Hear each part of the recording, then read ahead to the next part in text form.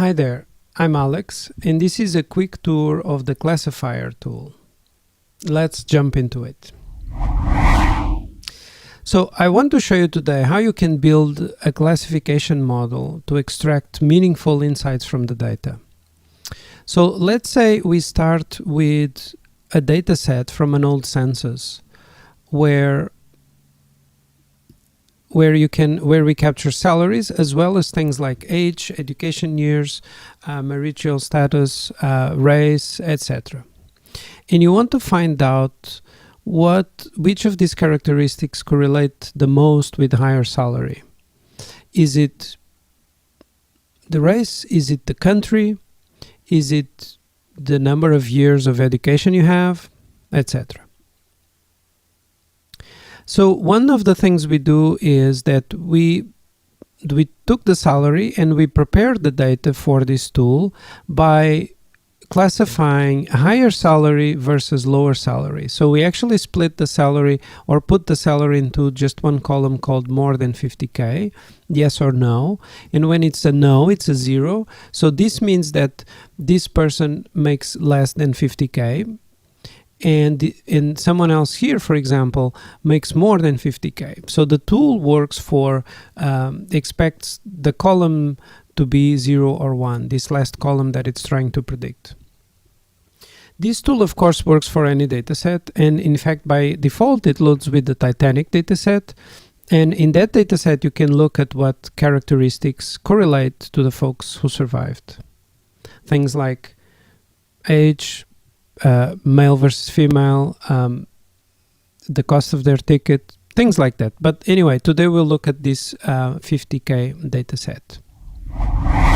So let's look at how we can do a classification model from this data.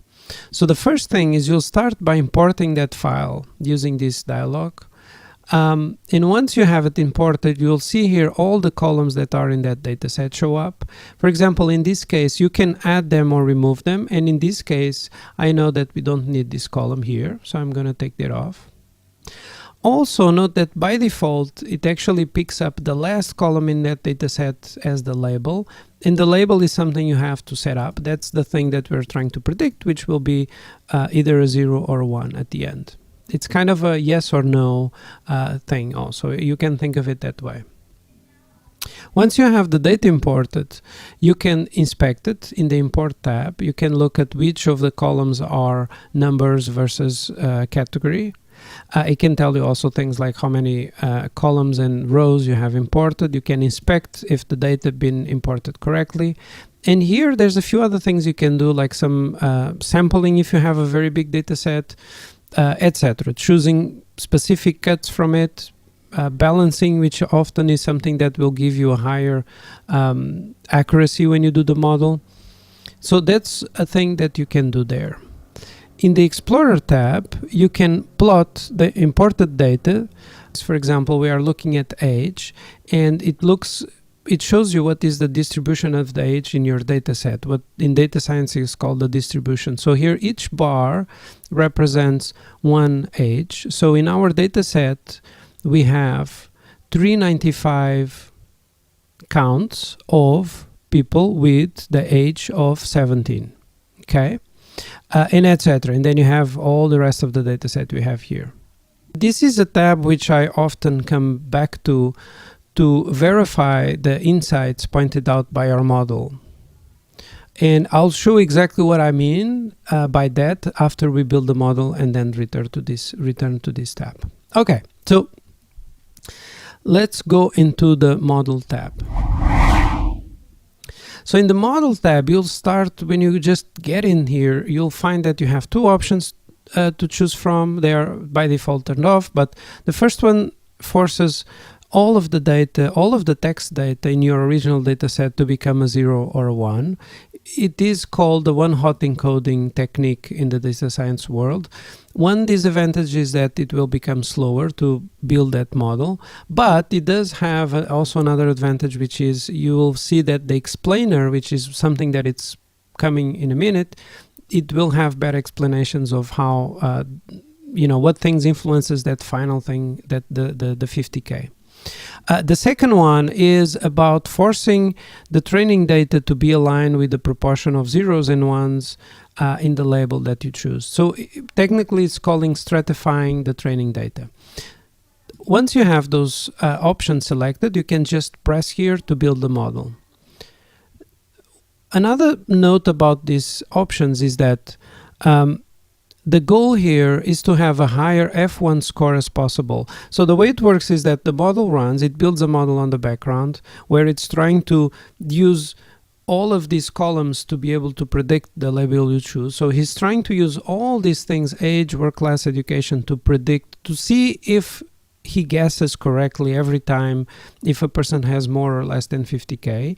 And to tell you how accurate that prediction is, it gives you a score. Here, this F1 score. So the higher the F score you have, the F1 score you have, the better it is.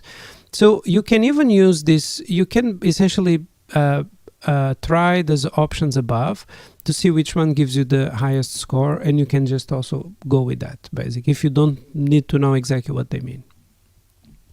Now, there's one detail here. I will show explanations when it's above 70% of this F1 score. So you can enter any data set here, but it will only go show you an explainer, like an insights of the data, when it has a score higher than 70%. The reason for that is if it's lower, if it's very low, then it means that the model is not correctly able to map those input variables to that output. So it means the model is not trustworthy. So whatever insights you would get from a model that has a low score are not really meaningful. They are kind of throwaway. You cannot really have insights from a model. So I even hide it once you don't get more than 70% here. So in this case, we got 70.2. So we actually can see the explainer. So let's jump into the explainer. The explainer is awesome. So the explainer is really what gives you the insights into the data, but it does take a little bit of getting used to it and understanding what the plot means essentially. So let's learn how to read this chart. So the first thing to note is that these are the input variables that we put in from our data set, and we are trying to predict whether it's more than 50K, right? That's kind of the game we are playing. In the model, this one is accurate enough that we can trust it, right? So the first thing is that he orders by the importance of the features itself. So it says that the first one is the one that has the most impact into predicting our final outcome, which is more than 50K. Then the next most important will be age, then relationship, education, etc. So in this case says that the marital status is the one that is more highly correlated with guessing correctly whether a person makes 50K or not, and then the age. Okay. The colors you see here in the distance to this vertical line also have a meaning. So first let's touch on the color. So the color is the value in the original data set. So age is a great example to think through. So when in the data set you have a low value for the age, for example the 17 we see originally, it becomes blue when it's plotted on this chart. Okay, when the value is very high, for example like 80 years old or something, it becomes a red in that chart. Essentially each person, you will have a certain age in that data set, relationship, education, so it always ends up as a point in this chart. Okay, so again 17-year-olds will be down here, and then all 8-year-olds, 90 will be red. All the folks in the middle, the ones in between 17 and 90, are the colors in between, which is really mostly a purple. The grays that you see here are text. So when it's a text, it becomes gray here, and you cannot use the colors to make a lot of meaning of it. It just says it's gray. Now, remember, one of the items I told at the beginning is that if you click here, you force all the data to be just 0 and 1, so you'll have all of this coming up with colors. And I often use that as a way when I do my models to understand For example, which of the marital status is the one mostly correlated with the 50K, right? In here we cannot tell. Okay, now the distance that each point that lands on this chart, what's the meaning of that compared to this vertical line? So that has a specific meaning. So the more far away it is from the vertical line, the more impact it can have on the model output. So for example, and there's another very important part to that, which is if the point lands on the left side, means that it's more likely to be a 0 in the dataset. And a 0 in the dataset means that it makes less than 50K. If the point lands on the right side of the chart, so after that vertical bar, then it's more likely to be a 1, and it means that that person will more likely be making more than 50K.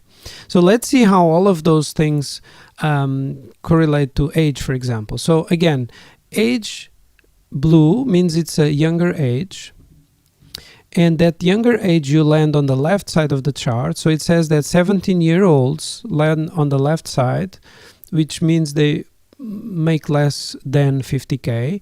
As you get older over time, see that there are a lot of reds, there's some purples here in the middle.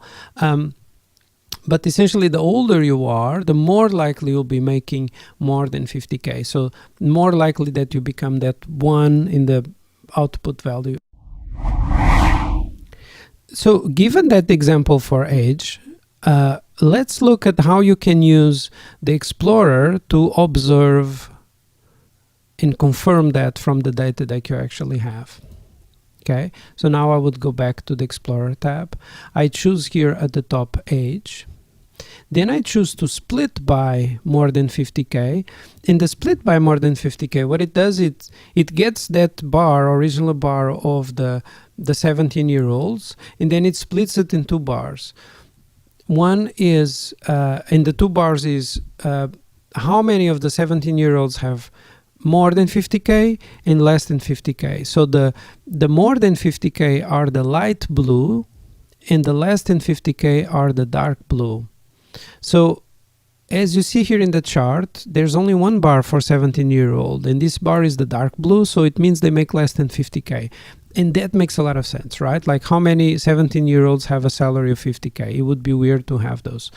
So as you go, over the ages, over time, and as people get older, you see that you'll start to see those light blue bars coming up. So there's a certain point that folks start to make more than 50K, right?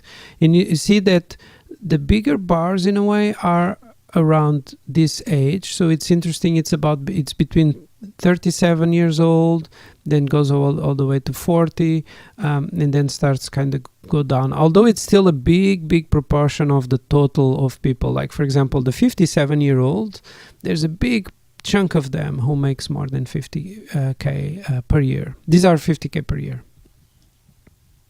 Anyway, so that's the Explorer bar, and of course, or the Explorer tab.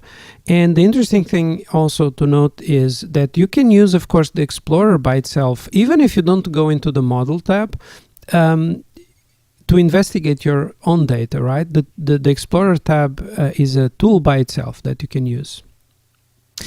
And that was a quick tour of the classifier that you can use to build insights of your data.